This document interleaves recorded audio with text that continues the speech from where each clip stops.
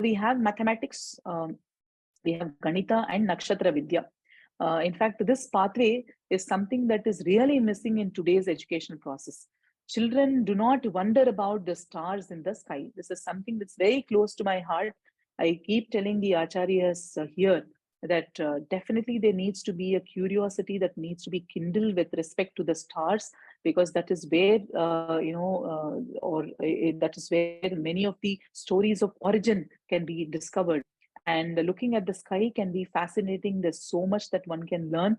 Patanjali Maharishi beautifully mentions in the Yoga Sutra, when one does samyama on some of the stars and planets, one gets to know the entire cosmological events.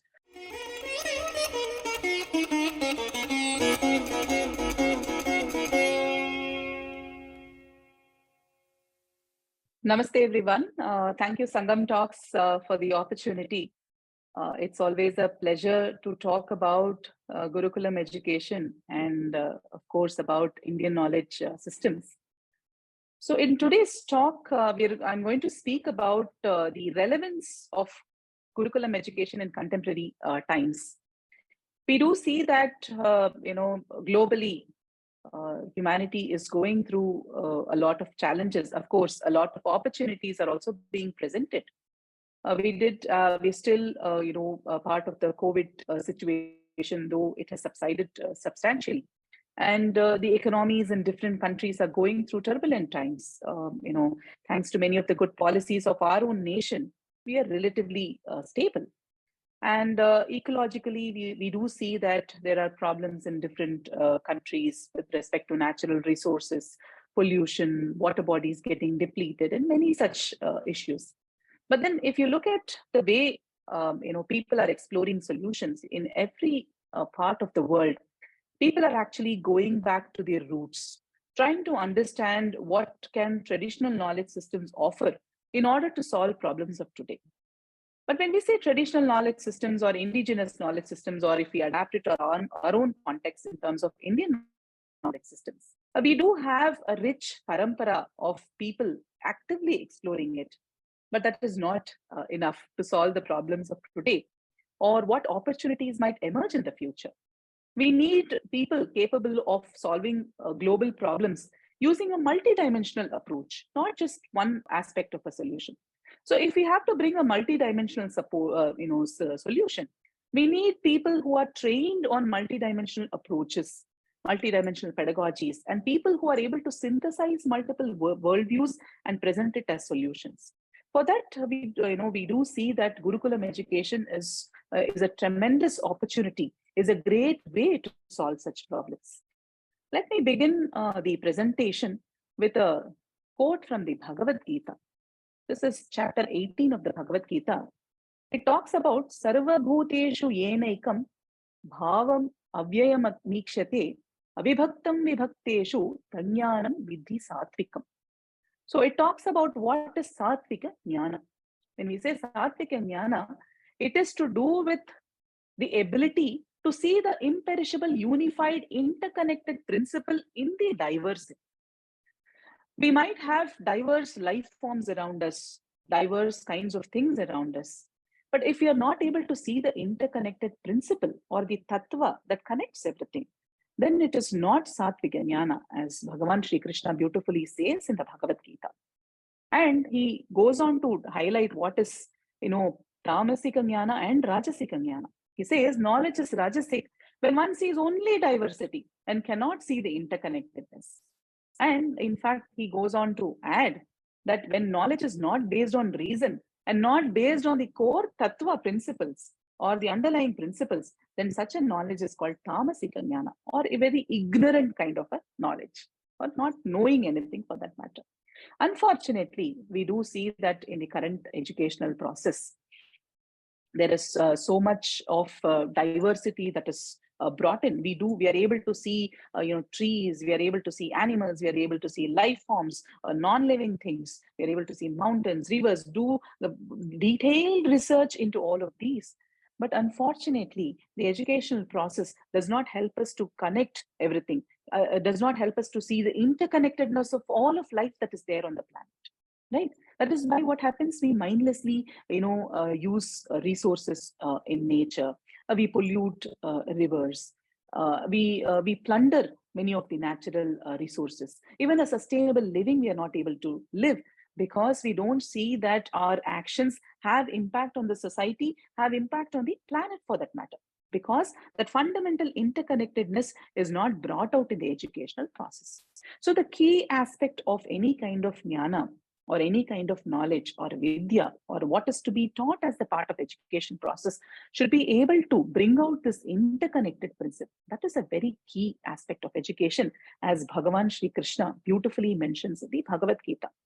The Upanishads, if you take the principal Upanishads, there are n number of thoughts that are captured on the educational process. Our Upanishads typically capture the Guru Shishya Samvada, the conversation between the Guru and the Shishya. And these beautiful conversations slowly, gradually take the Shishya or the learner to the core of who he or she is. That Atma Jnana or that Atma Vidya is imparted there. So it is not just vyavaharika knowledge. Practical knowledge is definitely offered in the used to be offered in the gurukulams. But then there was also a lot of effort in bringing out the the true principle or the true essence of what one is.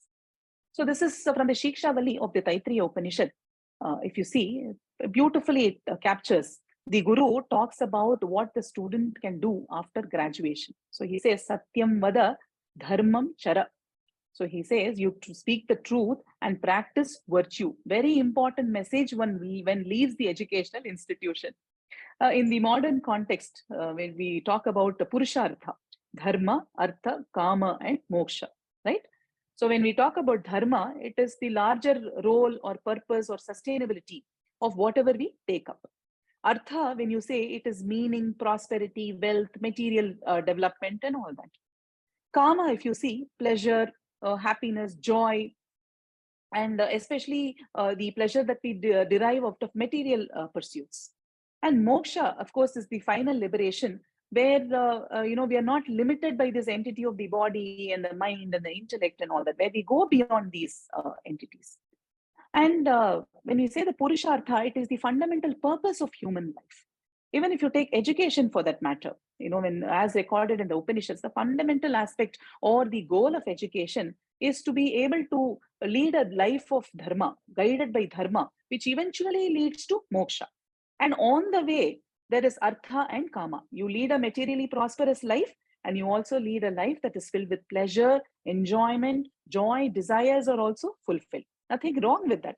Our Shastras never said you don't enjoy your life. Don't lead, they never told you to lead a stiff life for that matter. In fact, they encourage you to have all the pleasures of life, but guided by dharma, eventually leading to moksha. Unfortunately, in the today's educational context, in the mainstream educational process, we do see that there is a lot of emphasis on artha and kama. There is a lot of emphasis on material prosperity. If you study this, you'll get a good job. If you study this, you'll get good money. If you study this particular course, you have a better chances of going abroad and getting a higher education. So most of it, what happens is, I've been a professor for more than a decade before I started Anadi Foundation. My husband and I, Adi Narayanji, and I started Anadi Foundation in 2015. Before that, we were actually faculty members of computer science, teaching a large group of students. And we did see we were part of curriculum development and all that. And as part of the curriculum development, we used to have, industry people come and then talk about what can be a part of the curriculum.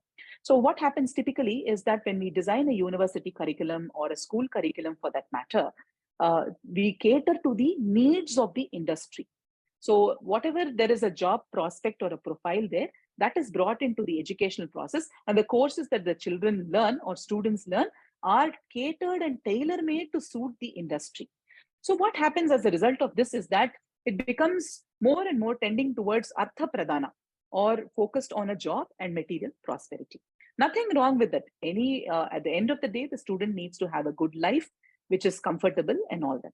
But unfortunately, there is no scope to introduce dharma in this particular education, right? What are the various value systems? How do you solve problems of the society? How do you solve your own life problems? Who are you at the end of the day? All this is not brought out as the part of the mainstream educational process. And this trickles down to the school educational process, where the school education is catering to the higher education, which is catering to the job market. That is why we do see a lot of advertisements talking about teach coding to toddlers, teach coding to schoolgoers, right? Of course, toddlers, I'm just exaggerating, but nevertheless, you do see so many ads talking about the importance of coding, but that is because it is catering to a certain life path. Unfortunately, these values, dharma, the concept of moksha or the concept of who one is not brought out as part of the educational process.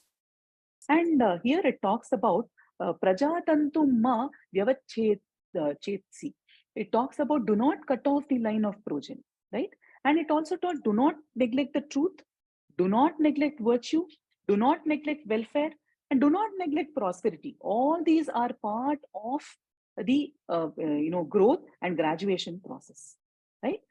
Kushala na pramaditavyam, na pramaditavyam. Don't neglect welfare. Always focus on welfare, but at the same time, focus on the welfare of the society as well.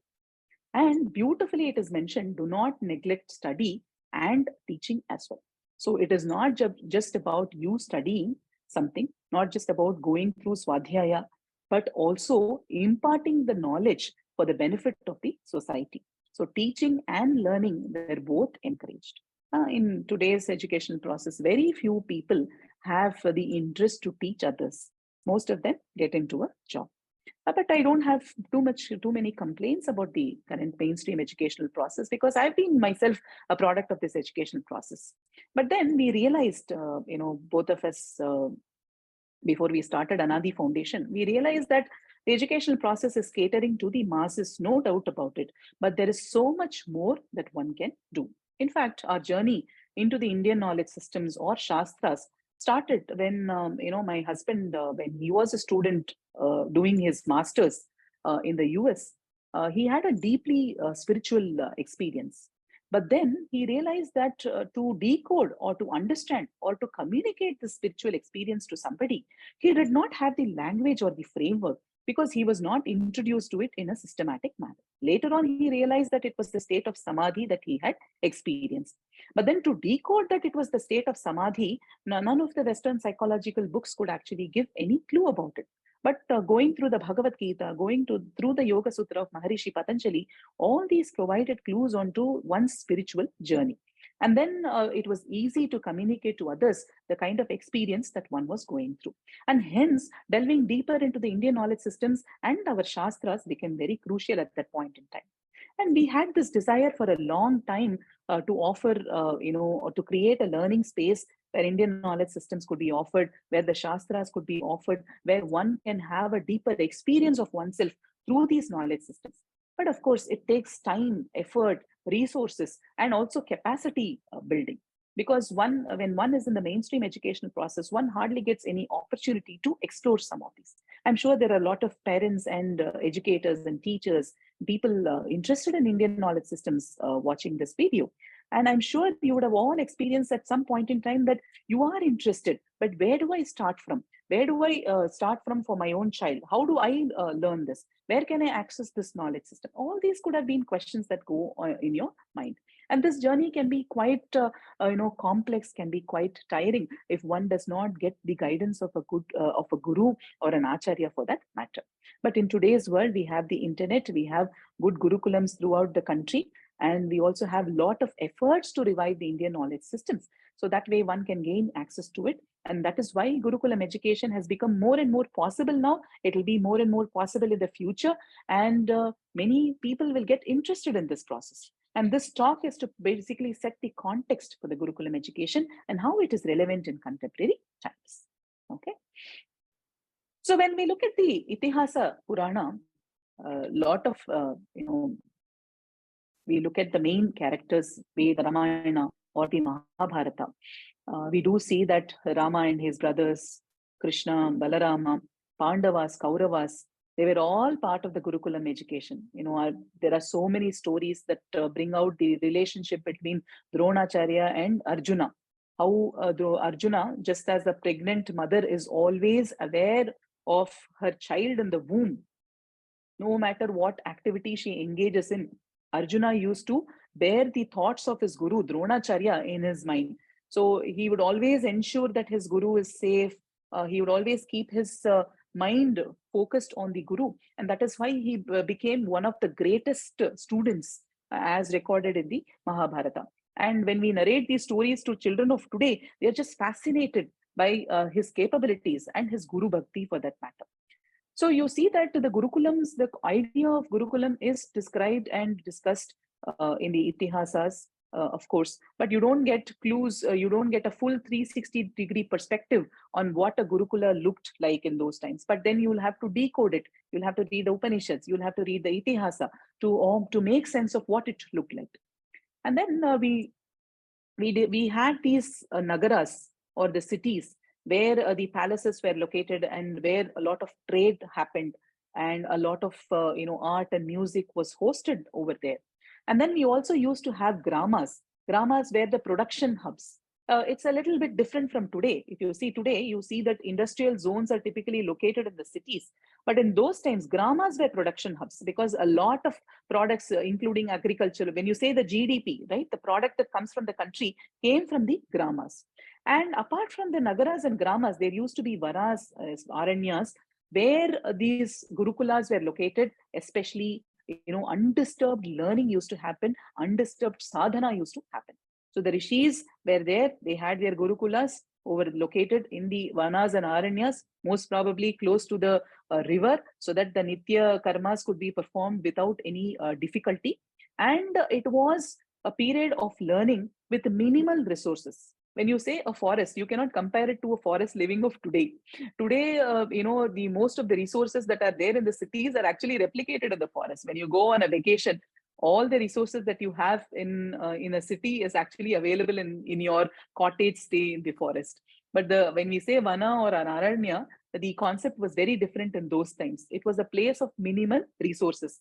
Undisturbed learning used to happen, but at the same time, the shishya used to learn how to live with minimum resources in a self-reliant manner. But then one can ask, is this even practical today? Of course, the idea has to be adapted for today's times, but still the underlying concepts of minimal resources, self-reliance, guru sishya relationship, the guru bhakti, all these as foundational principles should be preserved as part of the Gurukulam educational process. And if you see, common minimum knowledge was offered across the varnas. Okay, all of them used to have some kind of a common minimum knowledge. So you had Bhagwan Shri Krishna and Kuchela, right? They were, or Sudhama. Both of them were part of the same Gurukula, but depending on their functions that they perform in the society or their varnas, they used to also get specialized education, which was application-oriented knowledge. So there was a common minimum knowledge and then applied knowledge based on functions that they performed in the society. So for a Kshatriya, probably they would get trained on weapons. Dhanur Vidya used to be offered. For a Brahmana, and whatever karmas he had to perform on behalf of others, or the yajna karma that he had to perform, that kind of knowledge was offered. So like that, depending on what functions one performed in the society, the kind of knowledge was adapted accordingly. In fact, there are also records, later in time where, according to their profession, they used to have a number of tables prepared. Like if you were, say, for example, if you were constructing something, if you were an architect, if you were a carpenter, if you were a weaver, you would go through a basic education. After that, there will be a lot of mathematical tables, which gives you proportionate numbers according to the profession that you used to do perform in the society. Such richness of education was available in the Gurukulas. And today, there is a great possibility to revive them. All that is needed is the will and the interest of people. That is what is needed. And the support of the society, and eventually the support of the government as well. So there is it's a positive picture that I want to present. When I talk about Gurukulams, people look at it as a challenging process where one has to bear the load on one's head. How do I run a Gurukul? But if we keep the principle simple, if we understand the core tattva behind a Gurukulam, and then keep the resources and everything as per one's Shakti or Yatha Shakti, then it is possible to effectively run a Gurukul, and which is of contemporary relevance as well. So when we say a Gurukulam, what is typically offered in the Gurukulam? One way of looking at the Indian knowledge systems, of course, you have the Shad Darshana or the philosophical systems. You also have the 14 Vidyas, Chaturdasha Vidyasthana. You have the 4 Vedas, Rig, Yajur, Sama, and Atharva Veda. You have the 6 Vedanga, Shiksha, Nirukta, Vyakarana, Chandas, Jyotisha, and Kalpa. And you have the 4 Upavedas, Ayurveda, Dhanurveda, Arthashastra or Stapatya Veda, and Gandharva Veda. So when you say the 4 Vedas, it's a huge body of knowledge, scientific knowledge. The construction and bringing together of this reality is captured in the Vedas. For example, today, when you go through physics education, when you are a student of physics, say in grade 6, 7, 8, 9, 10, 11, 12, and all that, you go through simple principles of physics over there, where you talk about atomic model, then you learn about a little bit about electricity, electronics, and building blocks. And as you go to higher education in physics, you probably read something about a little bit about quantum physics, a little bit about classical physics, old versus new models, and all that. But then as you go deeper and deeper and deeper, then you actually go into the building blocks of the universe, right? Many people who go do deep research in physics, they are probably looking at neutrinos, they're probably looking at astrophysics. So they're actually looking at the foundational blocks that construct this universe, right? So similarly, the Vedas are a huge body of scientific knowledge that capture the foundational building blocks of the universe. That is one thing.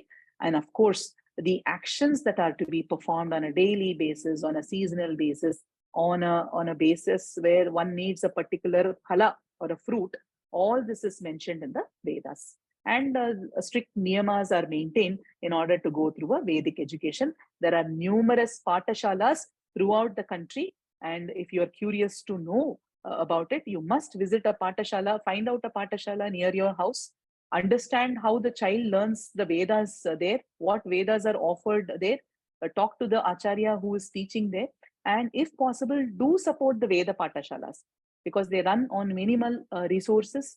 They always need the society's support there. So that way, it will be an active engagement with the Indian knowledge system that is being imparted in the region that you are located. So the 4 Vedas, you have the 6 Vedangas, which are actually the supportive knowledge systems in order to learn and understand the Vedas. So Shiksha is phonetics, Nirukta is the science of etymology, Vyakarana is grammar, Chandas is the meter or the tones, intonations that you use to chant the various verses. And then you have Jyotisha and you have Kalpa. Jyotisha is, of course, astronomical knowledge, because in order for you to even construct the Yajna Kunda and then say you have to do it facing the east and then you have to do it in sunrise, right? So you need mathematical knowledge over there. You also need astronomy knowledge in order to calculate the precise time when the sun is going to rise that particular day. So it is all very, very precise knowledge, right? Many people joke Indian Standard Time, they come late. No, if you look at the typical Indian Standard Time, it's a very, very precise time. Nobody has calculated India, time like the Indians did. There's a lot of proof for that. So Jyotisha and Kalpa. Kalpa is to do with the various rituals that support the learning and absorption of the Vedic knowledge. And you have 4 Upavedas. You have of course, there are different ways to talk about the Upavedas. I have just presented these 4 here. People also include the 8 aspects, including Mimamsa, Nyaya, Puranas, and all that. Okay. So when you say Upaveda, it is basically applied Veda. Okay. How do you apply what is there in the Veda in order for you to lead a happy and healthy life? So Ayurveda is the science of life, where your entire body is decoded and through the lens of Vata, Pitta, and Kapha. And how do you use this knowledge system in order to lead a healthy life? Again, in order to fulfill the Purushartha. That is what is mentioned in the Ayurvedic text. Dhanurveda is for your own protection. So whether you are an individual taking care of a space, or whether you are a particular city, you need to protect the city. Dhanurveda is the science of Dhanur, the bow, but nevertheless, the weapons in general. Okay. And Arthashastra is mainly for transacting, right? Trading, transacting, polity, governance, all this is discussed in the Arthashastra. And you have Sthapatya Veda, which is basically architecture and town planning, urban planning, and all that. And Gandharva Veda, it is to do with music, dance, and all that. So there is enough for entertainment, there is something for your health, there is something for the protection of the region, and there is something for your wealth as well. So all the knowledge systems are covered in the 14 Vidyas, and depending on the flavor of the Gurukulam, as discussed in the Itihasa, they used to be offered. And later on as well, you will see that many of these knowledge systems have been preserved. We also have, even now, we have so many Ayurveda colleges. We have Ayush Ministry actively doing research, cutting edge research, combining Ayurveda and many of the modern sciences. And you have many architects who actually extract principles from Indic wisdom. And now we do see a revival of architecture that is happening. Music and dance, innumerable schools of music and dance you have. So you see that through the medium of the Guru Shishya Parampara, the 14, the Vidyas have been preserved and handed down in a systematic manner. And our duty now is to be custodians of this knowledge system, get educated at least a little bit on some of these knowledge systems so that we develop an appreciation for this. And for that, reviving the Gurukula system has become very crucial. So whenever we talk about Indian education system, many speakers have spoken about this, but you can't call it cliched, because the more you speak about it, the more it gets imprisoned in the chitta of the collective consciousness, right? So Mahatma Gandhi mentioned that I say without fear of my figures being challenged successfully, that India today is more illiterate than it was 50 or 100 years ago. Even now, if you use this statement, it seems to be true. Because the British administrators, when they came to India, instead of taking hold of things as they were, began to root them out. They scratched the soil and began to look at the root and left the root like that. The beautiful tree perished. And Professor Dharampal, who was a great Gandhian, he took this word, the beautiful tree, and he wrote a book.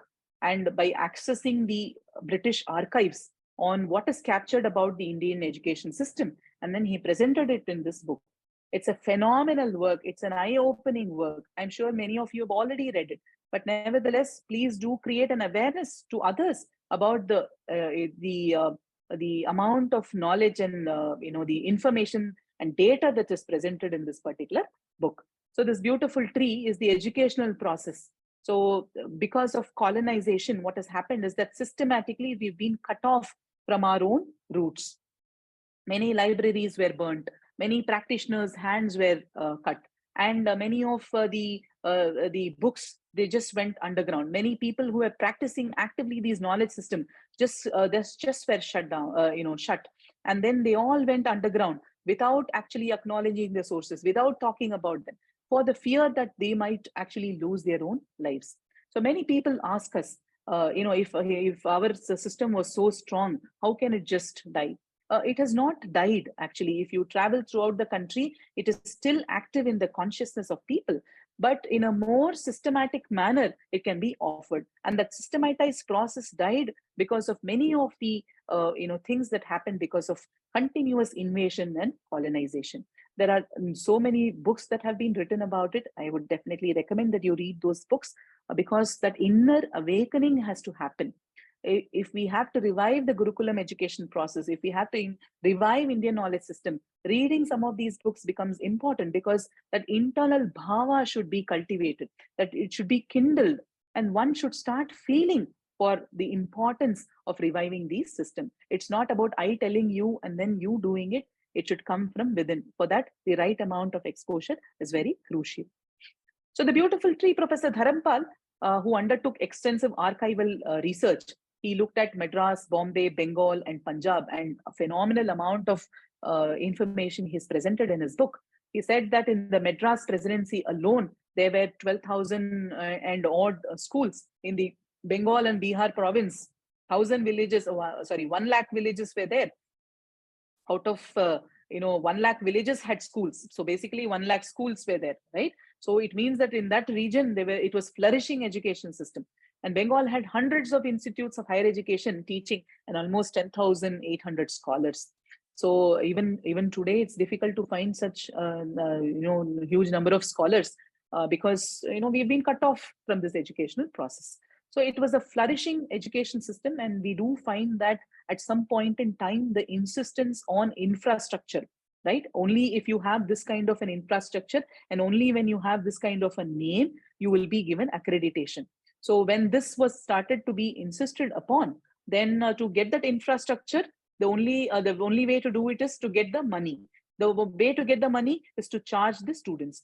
So when the education process becomes fee oriented, then naturally an inequality arises between people who can pay and people who cannot pay. So the schools that were running in the community spaces, underneath the tree, in the thin ice of homes, taught by the mothers, all this perished because of insistence on a certain way of offering education, and also creating a homogeneous job market based on that education. A lot of speakers have spoken about it. I'm not going to go into details, right? So a lot of subjects were taught there. Panchatantra, dictionaries were taught, Nigantu was taught there, astronomy, medical sciences, metaphysics, theology, name it and you had it in the educational system. And you had grammar, logic, law, astrology, mythology, or history for that, itihasa for that matter, medicine, Vedanta, Mimamsa, Tantra, Sankhya. You had Nalanda, Takshashila, flourishing educational ecosystem where numerous foreign students used to come and study here. So if we have to, when you would see that in the future, when all the efforts are being taken to revive the Indian knowledge systems and the Gurukulam educational process, you will see that in the coming decade, and more so later on as well, a huge number of students traveling from abroad coming to India to access some of these knowledge systems. Right now, what we have mainstream is computer science or analytics or data science or whatever, which is anyway available throughout the globe. What is not available elsewhere is Ayurveda, Vedanta, Tantra, Sankhya. This is not available elsewhere. So you would see that with the revival, many of us are working hard to make this happen. And when it happens, and it's already happening that way, and you would see that there will be a huge flow of lot of foreign students coming here in order to study, and there will also be a lot of Indian students taking these courses and progressing in their career as well. So the study period lasted from 7 to 15 years. So this looks like a history class, but nevertheless, this context is important in order for us to understand why it is relevant today. So Bharat as a Vishwaguru, many have been talking about it, continue to talk about it. And at some point in time, if you see the Angus Madison report, the much famous report, again, many speakers have spoken about it. India at some point in time contributed to more than 30% of the world's GDP, gross domestic product. And such an output would not have been possible without a robust education system in place. If you look at some of the flourishing nations today, why they're flourishing is of course their oil resources, that is one thing, or the natural resources. But the other thing is also because of them having a very, what you can say, a contemporary education, robust education process. That is why we see many students go to those kind of countries. So similarly, we used to have a flourishing GDP, and that was because of the education process that we had in our country. And for many, Indian knowledge system have played a foundational role in the society by not only advancing the civilization's collective knowledge, but also by kindling wisdom to lead life towards attaining fulfillment to the Purusharthas, which we looked at, Dharma, Artha, Kama, and Moksha. So what made Bharat a Vishwaguru and what it can make in the future as well, or currently happening as well? So India's global prominence would have certainly been impossible without a value positive and cohesive society that was empowered by rich knowledge traditions. Okay, so we had a rich knowledge tradition throughout the country, very, very unique from Kashmir to Kanyakumari. You would be fascinated to know the beauty of the knowledge systems that were offered in Kashmir. Today, we don't map it that way. We map Kashmir to a completely different thought process. But in those times, I've heard, I think I've read somewhere, if my memory is right, people, the Gurukulams, the students of the Gurukulams in the south used to do Saptapadi, take 7 steps to indicate their reverence to the Gurukulams and Rishis and the knowledge systems of Kashmir. So from Kashmir to Kanyakumari, from east to west, We've had numerous flourishing educational ecosystems, each offering a unique perspective on knowledge, at the same time interconnected by some foundational thought processes. And our science and arts were not only intellectual pursuits, but was integrated into the warp and woof of our own lives. So when you say education, it was not something sticking out. Life was education, because it was not just in the gurukulams that you used to learn. Once you come back from a gurukulam, you could choose, you can choose to take on the life of a grihastha, where there will be a kulaguru or the family acharya, who is with you, in the sense, for all important occasions. There's some 16 samskaras, their insights will be needed. So it is a learning process throughout your life. So whether you have a child, whether the child is sent to a gurukulam, whether you are pursuing your trade, whether you're taking up vanaprastha or eventually sannyasa, the role of the acharya and guru in your life was very important, and it was a process of continuous learning. But today, what happens is that we complete our education in the college, and we are just thrown into the well to swim it on our own, right? We are not taught the principles of life through the educational process. We receive technical education, but beyond that, it does not cater to. So the traditional mode of Indian society valued knowledge with great reverence, and the sthana given to the guru was the highest. This is something that is important to revive today. The importance that is given to a teacher is very crucial. So policies need to be designed in order to keep the teacher or the acharya or the guru or that knowledge system at the highest. And comprehensive introduction to Indian knowledge systems would bring in wholesome pedagogical tools sets that would bestow values, skills, and expansive frameworks for children to learn joyously. So what is needed today is, these pedagogical tools and content and frameworks, so that children can learn in a joyous manner, can learn in an ecosystem which is filled with richness of the knowledge, at the same time offered in a manner that is suitable to young learners. So we do see that in the higher education segment, we do have initiatives like degrees in yoga, Ayurveda, Sanskritam, and all that. But when it comes to school education, there is hardly any scope for that right now. Now it is being created slowly, it is being created. And reviving this Gurukulam education has become very crucial now. So the unique aspect of Indian knowledge system is that a large corpus of scientific knowledge is presented in the form of poetry. Okay, so you would see that composed in verses set to a meter. Even if you want, you can sing the sutras. And Indian mathematicians have shown the high-end skill to weave principles of mathematics into sutras and delightful verses, without, of course, losing the clarity or precision. So, for example, let me give you one example from Ayurveda for that matter. So it says the Ashtanga Hridayam Sutrasthana. It talks about Vayohoratri Bhuktanam Tenta Madhyadiga Kramat. Okay. Vayohoratri Bhuktanam. So it talks about the age, day, night, digestion. Okay. These four aspects of our life. Age in the sense whether I am a child or whether I am a youth or whether I am an elderly person. Okay. During the day, it's morning, evening, morning, afternoon, evening, night. And again, digestion, whether I've just started eating, whether the digestion is happening or has happened. And end, middle, anta, madhya, and adi. End, middle, and beginning. So vata, pitta, and kapha. So this is like a matrix, right? So it says that kapha, in the beginning of the day, it is kapha. In the beginning of your age, when you are a child, kapha dosha is predominant. When you are in the middle of the day, right, in the noon kind of a time period, or when the middle of your age, in the sense youth stage, pitta is high. And during the night or when it is evening, vata is high. When you are tending to old age, vata is high. So this is a matrix basically. So in the end, in the middle, in the beginning, what doshas are noticed? So vata, pitta, and kapha. It's a beautiful words. Similarly, there is a verse that talks about the formula Aryabhatiya Bhashya of Bhaskaracharya.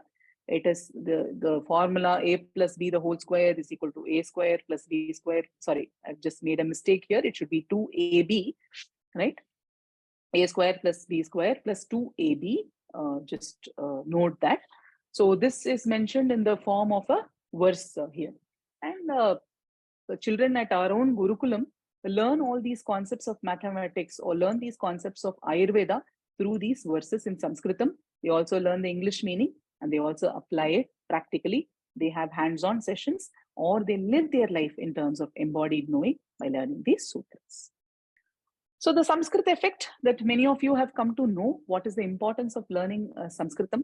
The James Hartzell, a professor, he noticed, he did a study of 21 Shukla Yajurveda Panditas, and he found that the gray matter in Pandits used to be denser and the cortex was thicker and the hippocampal regions, all these was enhanced, showing a greater potential for memory, retention, decision making, and many of the cognitive executive functions. So he himself had sort of undergone some training in chanting, and he observed that because of the chanting, he was able to quote the content of a meeting verbatim, not just paraphrase it, but quote the exact words. Then he realized that the chanting has what has created this impact, and then that is when he studied the Shukla Yajurveda Pandit, and he's done extensive research.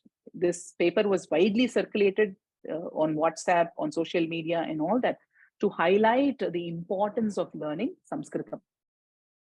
And in fact, Matrubhasha for that matter, but Sanskritam, why? Because many of this is codified in the form of poetry, set to a meter and handed down through the oral tradition, right?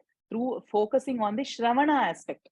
Today, what has happened, as for example, you're listening to me, and as you're listening to me, your eyes are also looking at the presentation that is there, or you're looking at me for that matter. So in this, what has happened, this dual channel is going on. A part of it is hearing, a part of you is hearing, and a part of you is also looking at the screen. So what happens, the attention is diverted through the two channels. But in the Shravana aspect, what happens is that there is no textual input that is provided. So only the hearing aspect is enhanced. So because of this, what happens, eventually the attention capability of the child increases multifold. We have seen this time and again at our Gurukulam. They have in a day, they have about 1.5 to 2 hours of parayana of different subjects. The Ganita teacher will also have a parayana. The Sanskritam teacher will also have a parayana. The Ayurveda teacher will also have a parayana. So through this repeated process of Shravana, many students who had problems with paying attention, leave alone, extreme disorders, but just paying attention over a period of time, their attention capability increased and their memory capability also increased. So they are now able to hold a large portion of knowledge in their memory. And this is not rote learning. It's very different from rote learning. When you say rote learning, it is basically by hearting the English content. That is very different. But this is the Indian knowledge system content is specifically, be it a Tirukkural, be it Atichudi, or be it Tirumandiram, or be it anything from Aryabhatiya or Leelavati, they are all designed to store it in memory. The way each word is, sequenced, the combination of the Guru Shabda and Lagu or the Aksharas, all these matter because they are designed to store it in memory, invoke it whenever you need it, so that the meaning can be decoded and you can directly apply. So even now, when I go to some of the traditional, say acharyas or practitioners of some of the even Vaidyas or Jyotishis, the moment they look at the chart or you tell them the time or something, they would in their mind, or they would just, feebly chant the verses. And then from there, they then calculate certain things, or they also diagnose based on some of the verses that are mentioned in Charaka Samhita or Shushruta Samhita or Ashtanga Hridayam or whatever. So you see that memory plays a very important component, and this enhances the cognitive capabilities of students. And this can be offered only in a Gurukulam setting. Very difficult to replicate in the mainstream educational process. And of course, you have this alpha syllabary of the Devanagari script, where the vowel and consonant combination is available. And a lot of enhancement of the brain regions has been observed when children read and write the Devanagari script. Again, well-published research is available along these lines. So when we say at Anadi Foundation, coming to what we do here, we have, of course, various initiatives for the spread of Indian knowledge systems. Of course, there is Dharma Gurukulam, which is a residential homeschool for children aged 8 years and above, focusing on Sanskritam, Ayurveda, Bharatiya Ganita, Nakshatra Vidya, Paristhiti Vigyana, and Go Seva. Go Seva is a very integral part of the daily routine here, and we have seen phenomenal, growth in the children when they actually interact with cows, and that is something that children miss in the regular educational process or by living in a city. In fact, whenever I meet parents who ask me like, how do we? Okay, I'm not able to send them to a Gurukulam. What do I do at home? Of course, I do talk to them about teaching them some Ayurveda or Ganita or whatever. But then I definitely remember to tell them that please introduce them to cows. So even if you can't have a Goshala at home, take them to a Goshala, let them be with the cows for some time. So that actually brings a lot of sattvic quality in the students, in the children, and even for adults for that matter. A lot of changes happen because the essential microbes that are there in the body of the cow, or in the tongue of the cow when they lick, or the milk of the cow, the microbiome that is there is very essential for the human growth, and in fact to boost our immunity, to lead a life of positivity, to live a life that robust health. All this depends on the products or the what Gomata has to give us, and hence being in an ambience where cows are there is very important. So even if there is a mainstream school, having a small goshala where teachers and students and parents can interact with the cow has become very important. Lot of research is there. Even without our research, our shastras themselves point to that. So very important aspect. So at the Gurukulam here, we started the Gurukulam in 2021, and it has been quite for many years now we had been thinking about a Gurukulam. But as I told you, one is of course capacity building, having the necessary resources to do that, and also mustering some courage, as you would say, because you'll have to figure out many things when you want to start a Gurukulam. After we started, then we sort of understood that it can be made simple, so that many people can actually start their own Gurukulams. And of course, we have Bharati Vijnana Pravesha, IKS books and online courses for children, educators, and parents. You have it on the URL anadi.org/IKS books. And Sadvidya, you have, which is an early Indic education, NCF based decolonized preschool curriculum and content. And we have our indigenous knowledge system. So what we did was that very recently we started the Center for Indigenous Knowledge Systems, so that we don't stop with the Indian knowledge system. Globally, there are, in fact, even in India, there's so much tribal knowledge that is available, be it Odisha, be it Gujarat, be it Tamil Nadu. You have so much wealth of knowledge in the tribal regions, some of them uncorrupt by the larger civilization. So we started the Center for Indigenous Knowledge Systems, where we will be interacting with groups across the globe that are working towards reviving their own knowledge systems, so that it becomes a holistic effort. Just as many of us are working in the country, there are also many people working across the globe. There can be a lot of synergy that is there, lot of synthesis that can happen, so that it becomes one concerted movement globally. And so that global learners are benefited by the exchange of these thoughts. Something has worked here, something has worked elsewhere. So there's a lot of scope to learn and share as well. So Dharma Gurukulam, as I told you, it started in 2021 for children aged 8 years and above, focusing on Sanskritam, Yoga, Ayurveda, Bharatiya Ganita, Nakshatra Vidya, Paristhiti Vijnana. And we combine it with National Institute of Open Schooling curriculum as well at appropriate grade levels. And the daily schedule focuses on the development of the Panchakosha. There are so many efforts that are going on throughout the country to offer a holistic educational process. And the Panchakosha framework, it's a very useful thing that comes from the Upanishads that talk about the holistic perspective of an individual. At the end of the day, we are the divine Atman. We are that supreme consciousness encased in the koshas. And the more and more we identify us as the body or the mind or cognitive or the intellect, it can be a very limited experience of life. Only when we realize that we are that supreme consciousness, we have a fulfilled life, And we say that, there is, one can say that we have attained to the state of jnana, or we have attained to mukti, kaivalya, many descriptions of it. But then at the end of the day, for Vyavahara, we have to look at ourselves as encased in the Panchakosha, interacting with this reality. And hence, development along all the koshas has become important. So our Gurukulam schedule caters to all the koshas. And guest lectures and internships to bridge the gap between modern and ancient scientific content. So we have the Gurukulam children do internship for 2 to 3 days in some of the Indian knowledge systems centers at various IITs, and also in Ayurveda, retreat centers or Ayurveda hospitals. They sit with the Vaidya, look at how things are diagnosed.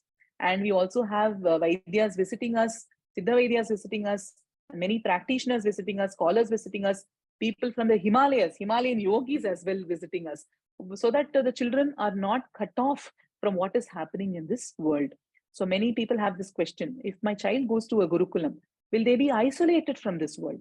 They need not be isolated from this world, because in this connected world, no more can we afford to be isolation. Even if you go run away to the Himalayas or you run away to the forest, you're not isolated anymore, because that's how the world is. It is quite connected that way. There is so much exchange of knowledge that is happening. There's so much synthesis of knowledge system that is happening, that you put your child in a Gurukulam, they will definitely not be isolated. At least here, definitely they're not isolated, because there is a constant exchange of knowledge, content, and experience that is happening here. So children get to spend times in top-notch research labs, interacting with researchers there. Whatever seva that they can do in the research lab, that also they do. And encouraged to continue education through online degree programs and pursuing traditional education parallelly. So, for example, there are a lot of online degrees that have emerged with multiple entry, multiple exit options. So we encourage our Gurukulam children, after they complete their grade 12, to take up some of these online degree programs, so that they can be here at the Gurukulam, pursue parallelly, study of the Shastras, at the same time enroll in these degree programs. So that way we have a few children, going, who will be going to such online degree programs in a way very soon, actually. And what skills do we focus on? Of course, Gopalana skills. They will be able to comfortably take care of cows in today's times. In those times, it was not considered to be a skill. People would scold us. You're not fit for education, go take care of a cow. But in today's world, we do see that it's a very, very important, essential, cool skill for that matter. So Gopalana skills, they will definitely have. They will be able to teach traditional knowledge, be it Sanskritam, be it, say even Nyaya Shastra for that matter. They will be able to teach traditional knowledge. In fact, the children here will very soon be capable of setting their own Gurukulams and learning spaces which are based on the Indian knowledge systems. And simple primary healthcare through yoga, Siddha, Ayurveda, therapy for Pashu, for animals, for Vriksha, for plants, and for Manushya, for humans, they will be able to do. Simple, herbal medicines they will be able to prepare, or understand what the problem the person is going through, and accordingly suggest them the course of action, right? Of course, the Vaidyas will be there and all that, but these children, they will be able to decode the health of oneself and the others through these frameworks. And children will also be able to enroll in any higher education program, Indian knowledge system based program, or any mainstream education program, because the NIOS provides scope for that. And they will also be eventually able to contribute to IKS research in top-notch higher education institutions. That is a very crucial aspect. It's not about one doing swadhyaya and one just being locked up in the four walls of one's room or one's learning space. It is important to also utilize this knowledge to push the frontiers and boundaries of what is happening in research in the world. And all over the world, we have traveled to many, many countries. My husband, he's an adjunct professor of practice at IIT Delhi. I also co-teach courses there. I also travel to different countries giving lectures. And we do see that many researchers in different countries are looking for critical insights, which are actually lying in our Indian knowledge systems. And there are not enough people to decode this and talk to them about it. So we need to create individuals who are immersed, who are rooted in these knowledge systems. but are also capable of effectively communicating these knowledge systems on global platforms as well. And that is also one of the goals of Dharma Gurukulam. And to be able to comfortably communicate, at the same time participate in cutting edge research by bringing in perspectives from our Shastras as well as modern science and technology.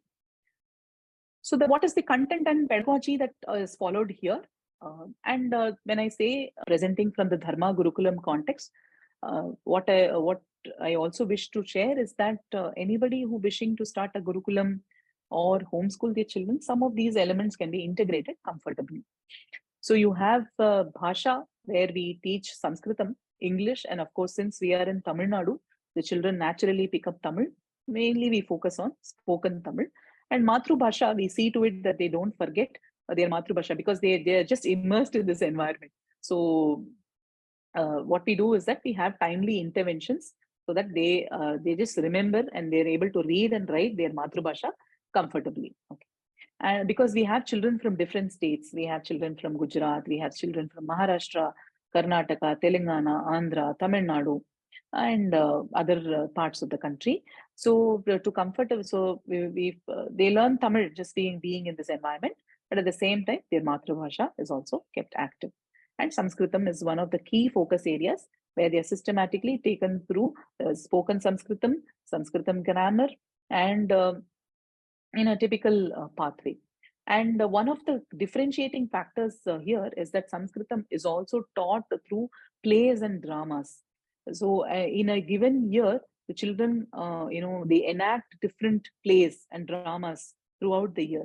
So through those dramas and plays, they end up learning Sanskritam much better. That is what has been our experience. So the acharyas here themselves write the plays, or it could be based on the popular kavyas adapted to make it simple and accessible to the children here. And health sciences, we have yoga, Ayurveda, Siddha, a little bit based on, because we are located in a Siddha Kshetra, we have numerous visiting Siddha Vaidyas, so they impart their knowledge, which is suitable to children. And of course, contemporary biology as well.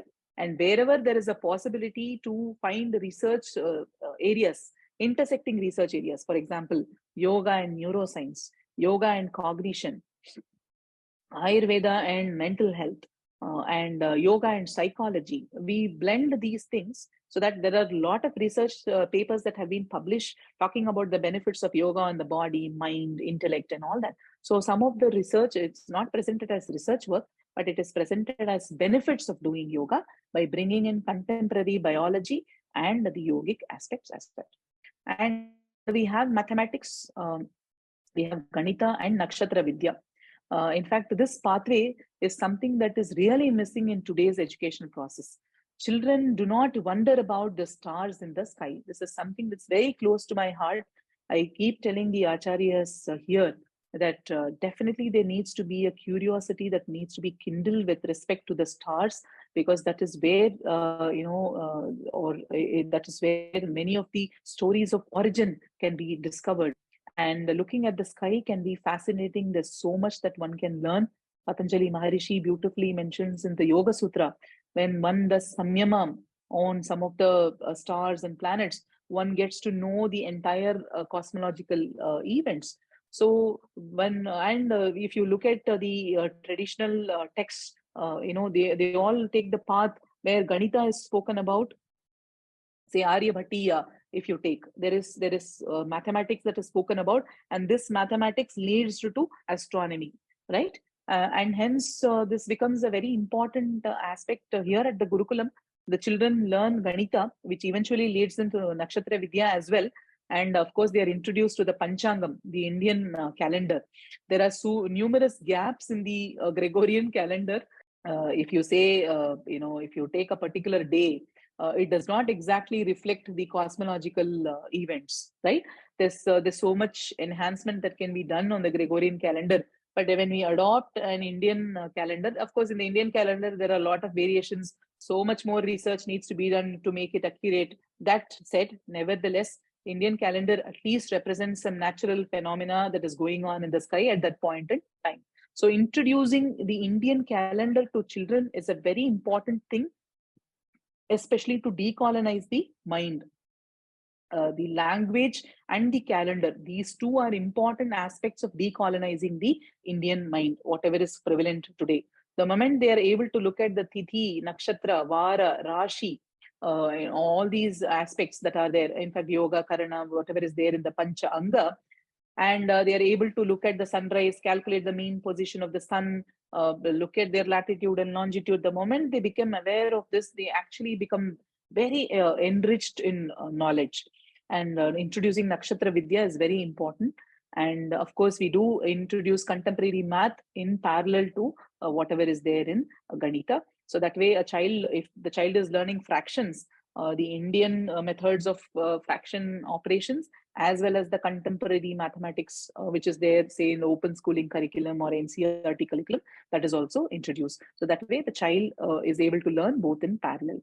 And in fact, time and again, we do see that children resist from doing the contemporary math operations because they find the Ganita just too fascinating.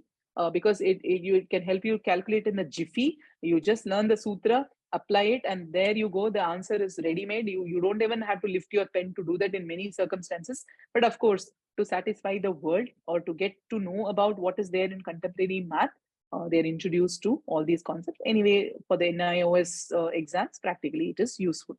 And sustainability, eco-friendly living is there on the Gurukulam campus. Very minimal usage of chemicals on the body. And we also, a lot of Gau Seva is insisted upon.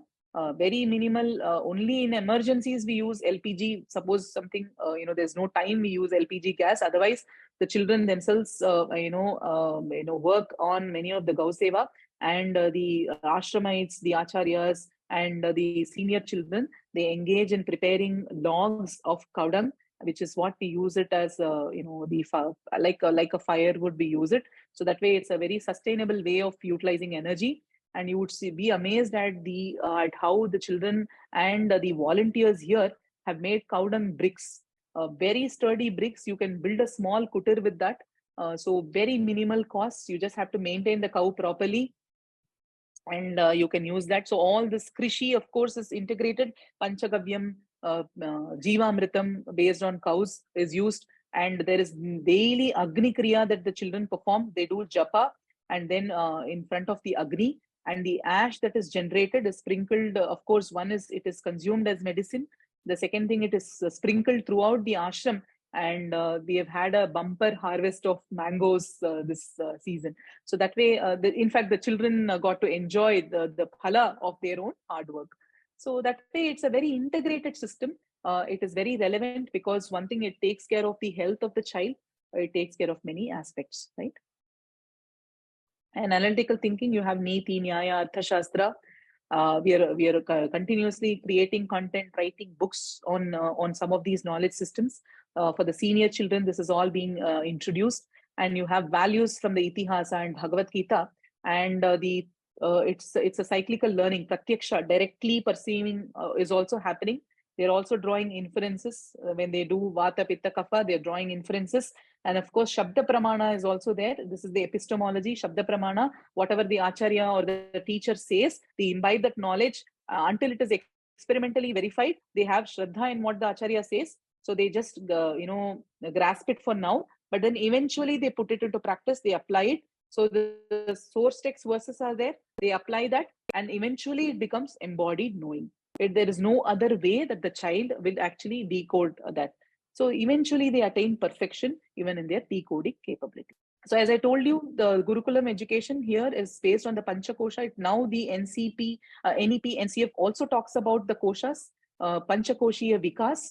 So we have Annamaya Kosha, Pranamaya Kosha, Manomaya Kosha, Vijnanamaya Kosha, and Anandamaya Kosha. So for the Annamaya Kosha, which is to do with the physical structures, we have Asana Abhyasa. Daily we have yogic practices, a simple set of practices as well as advanced practices for senior children. And Ayurveda is built into the system. They have good awareness of Ayurveda, and yogic understanding of their Sharira is given, and appropriate samskaras to keep their body clean, to keep their body healthy. Even decoding their health issues is also happening through the framework of yoga and Ayurveda. So that way, the Annamaya Kosha, the physical structure, is taken care through this educational process.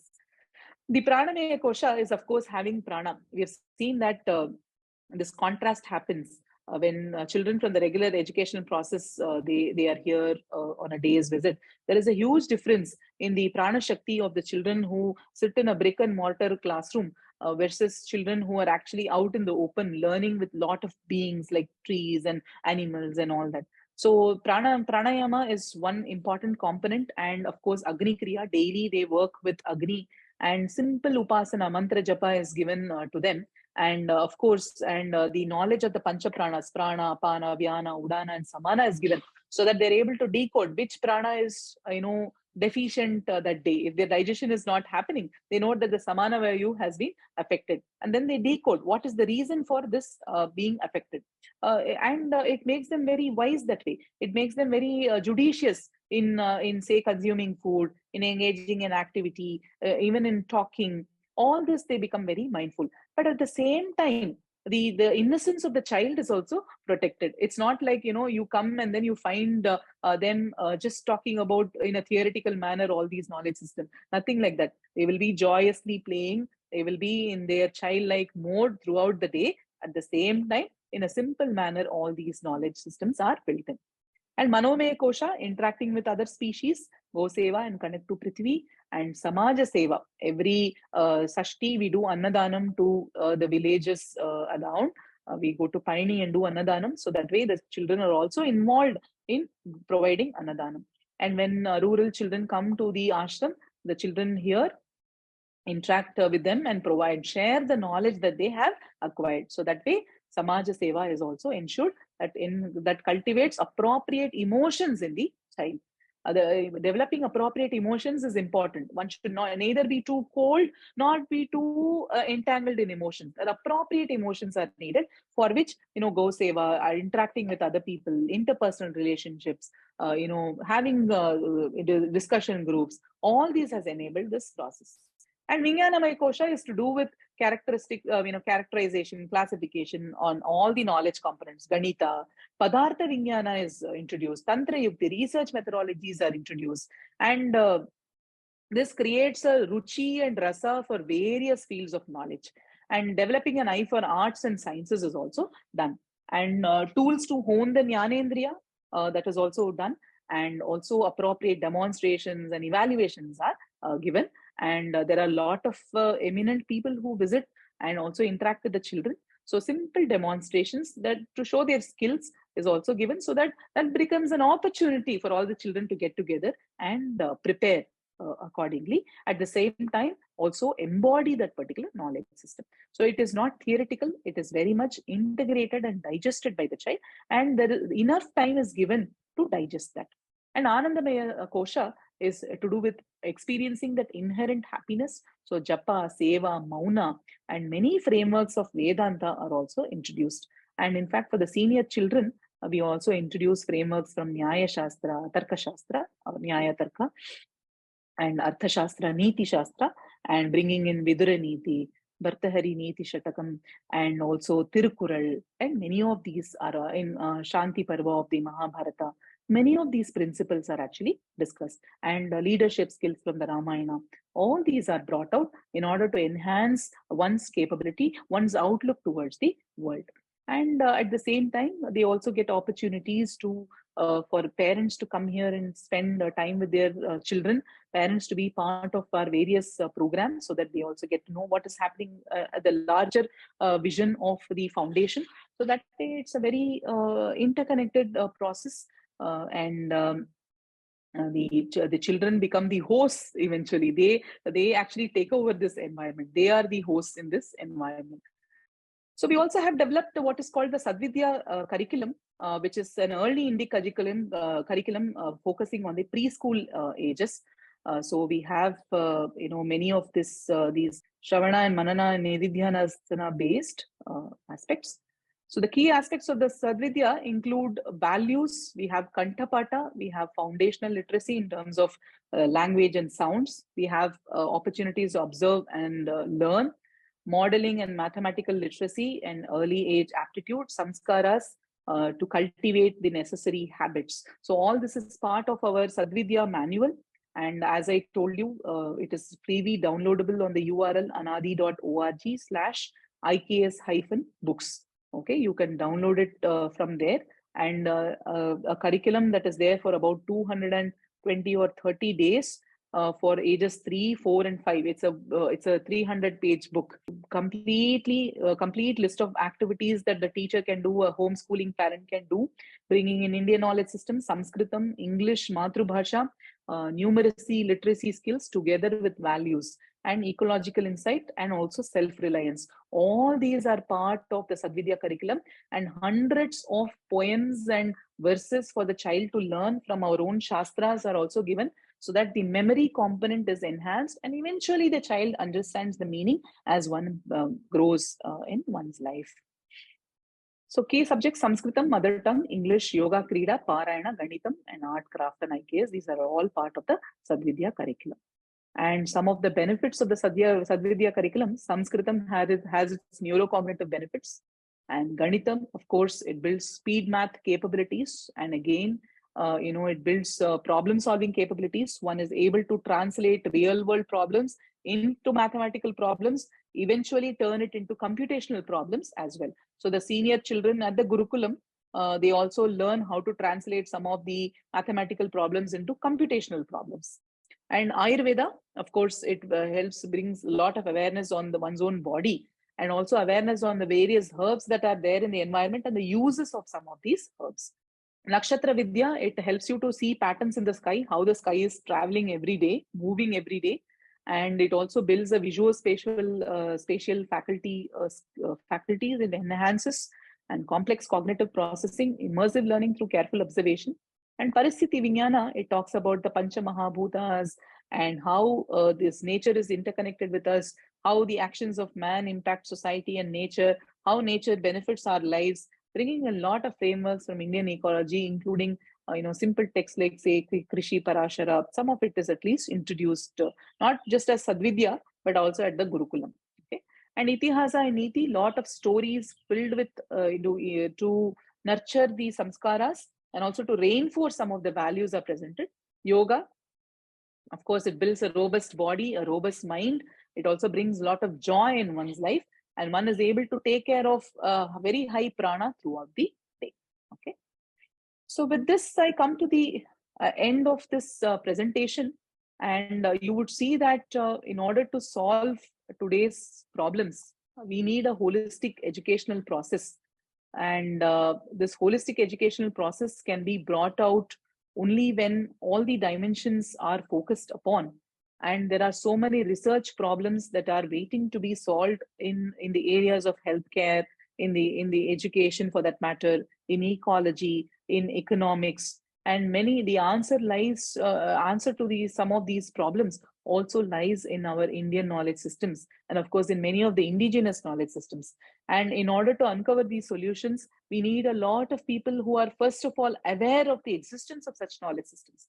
Our school children, if you see many school children, if you ask them who is Newton, who is Einstein, they'll be able to comfortably talk about them.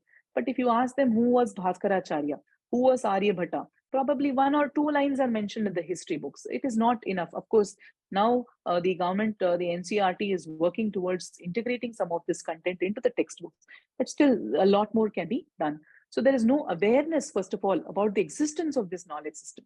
So first level, one should probably focus on creating an awareness. There are a good number of people doing that as well. And as we progress, we need people to go through this education process, eventually take up higher education in that, take up research or career pathways, so that modern day problems can be solved using some of these knowledge systems. We did see many of the COVID cases were solved through Ayurveda and Siddha. And in the future, maybe some of the problems or some of the, say, larger questions, hard problems in mathematics, or some of the problems in astronomy, modern day astronomy, or even rocket sciences could be solved by maybe doing further research on some of our mathematical and astronomy texts. Only researchers can tell this. But nevertheless, there is an aspiration that is built. There is a possibility that is being built. There is a good interest among the children also to contribute to this. And all that we need to do is show a little bit of willingness, and put in simple resources together, and make this knowledge system relevant. It is already very relevant. Just bringing it into the forefront of the collective consciousness at this point in time has what has become important.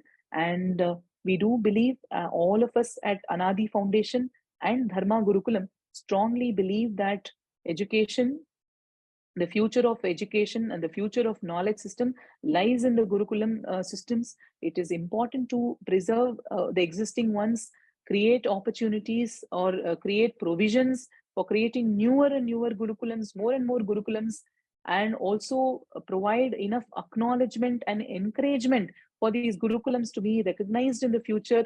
Also have common minimum curriculums where exchange of knowledge across Gurukulams can happen, student exchange can happen, and then these Gurukulam children can actually start solving problems of the future. We do see already many of the Gurukulam children are solving problems that are there in current society. More and more people will be needed to solve those problems, and that lies in creating robust Gurukulams at the same time in a simple manner. It should not be cognitively complex. It should not be emotionally complex to create a Gurukulam. There are some frameworks, when adopted, it can make it easy for others. And that is how we see. And all of us here at the foundation and the Gurukulam thank Sangam Talks for this opportunity. And we hope there is a lot of change that is brought out by looking at the presentation today, and hope it inspires more people to look at these knowledge systems seriously and pursue these knowledge systems for the future, for the benefit of mankind and for Loka Sangraha. I think that brings us to the end of the question and answer session. Thank you very much, Smriti ji, for that very interesting talk, which talks about not just, all these pompous ideas and impossible concepts, but actually a material evidence of something that all of us require as a nation and as a people. Thank you very much. Namaste.